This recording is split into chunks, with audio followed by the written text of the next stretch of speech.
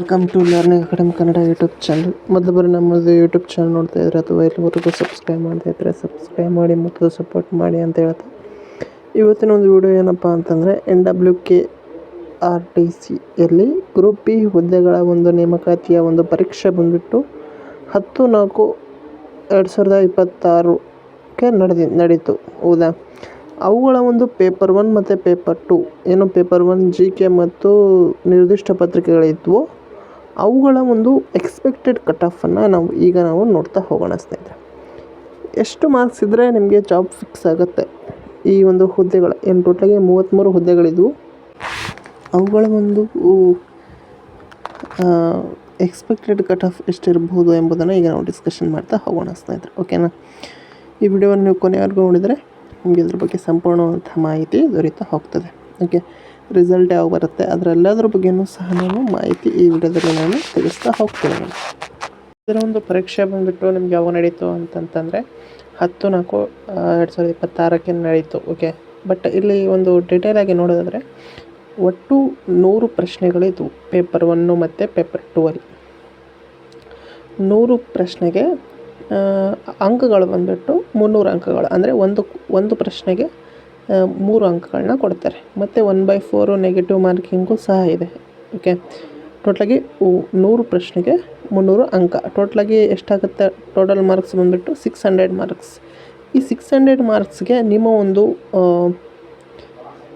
Passing ಅಂದರೆ ಎಷ್ಟು ನೀವು ತೊಗೊಂಡ್ರೆ ನೀವು ಸೆಲೆಕ್ಟ್ ಆಗ್ತೀರಾ ಅಂತಂತಂದರೆ ಮಿನಿಮಮ್ 30% ತೊಗೋಬೇಕು ಸ್ನೇಹಿತರೆ. ಮಿನಿಮಮ್ 30% ಅಂತಂದರೆ ಎಷ್ಟು? ಪೇಪರ್ 1 ಮತ್ತು ಪೇಪರ್ 2 ಎರಡು ಸೇರಿಸಿ 30%. ಓಕೆನಾ, ಅಂದರೆ 200 ಕ್ವಶನ್ಲಿ ನೀವು 30% ಅಂತಂತಂದರೆ 60 ಕ್ವಶನ್ಗಳನ್ನ ನೀವು ಸರಿ ಮಾಡಬೇಕಾಗ್ತದೆ. ಓಕೆ, 60 ಕ್ವಶನ್ ಅಂತಂದರೆ 6 3 18, ಟೋಟಲಾಗಿ ನೀವು 180 ಮಾರ್ಕ್ಸ್ ಮಿನಿಮಮ್ ಕ್ವಾಲಿಫೈ.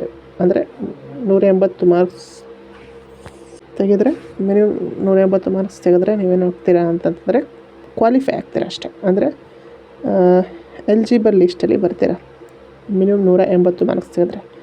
ಬಟ್ ನೀವು ಸೆಲೆಕ್ಟ್ ಆಗಬೇಕು ಅಂತಂತಂದರೆ ಎಕ್ಸ್ಪೆಕ್ಟೆಡಾಗಿ ಎಷ್ಟು ಮಾರ್ಕ್ಸ್ ಇರಬೇಕು ಅಂತಂತಂದರೆ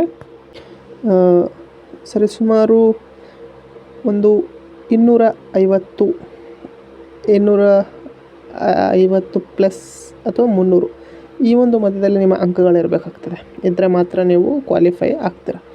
ಇನ್ನೊಂದೇನಪ್ಪ ಅಂತಂದರೆ ನಿಮಗೆ ಓನ್ಲಿ CET ಮೇಲೆ ಸೆಲೆಕ್ಟ್ ಮಾಡಲ್ಲ ಅವರು. ಓಕೆ, ಅದು ನಿಮಗೆ ಆಲ್ರೆಡಿ ನೋಟಿಫಿಕೇಷನಲ್ಲಿ ನೋಡಿರ್ತೀರ, ಗೊತ್ತಿರುತ್ತೆ. CET ಪ್ಲಸ್ ನೀವು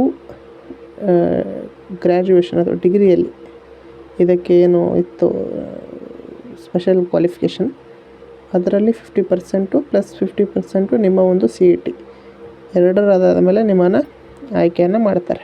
ಓಕೆ, ಹಾಗಾಗಿ ನಿಮಗೆ ಈ ಒಂದು CET ಎಷ್ಟು ಪಾತ್ರ ವಹಿಸ್ತದೋ ನಿಮ್ಮ ಒಂದು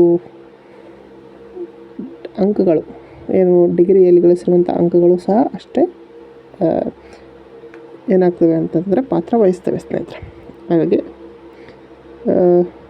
ಮಿನಿಮಲ್ಲಿ ನಾವು 250ರಿಂದ 300 ಅಂಕಗಳು ಪಡ್ಕೊಂಡ್ರೆ ಅಲ್ಲಿ ಡಿಗ್ರಿಯಲ್ಲಿ ಸ್ವಲ್ಪ 80-90 ಇತ್ತು ಅಂತಂತಂದರೆ ನಿಮ್ಮದು ಒಂದು ರೀತಿಗೆ ಒಳ್ಳೆಯ ಸ್ಕೋರ್ ಆಗಬಹುದು ಅಂತ ಹೇಳ್ತಾ, ಇದು ಇವತ್ತಿನ ವಿಡಿಯೋಗೆ ಇಷ್ಟ ಆದರೆ ಲೈಕ್ ಮಾಡಿ, ಶೇರ್ ಮಾಡಿ ಮತ್ತು ತಪ್ಪದೆ ಸಬ್ಸ್ಕ್ರೈಬ್ ಮಾಡಿ ಅಂತ ಹೇಳ್ತಾ ವಿಡಿಯೋ ಸ್ಟಾರ್ಟ್ ಆಗಿದೆ. ಧನ್ಯವಾದ. Thanks for watching.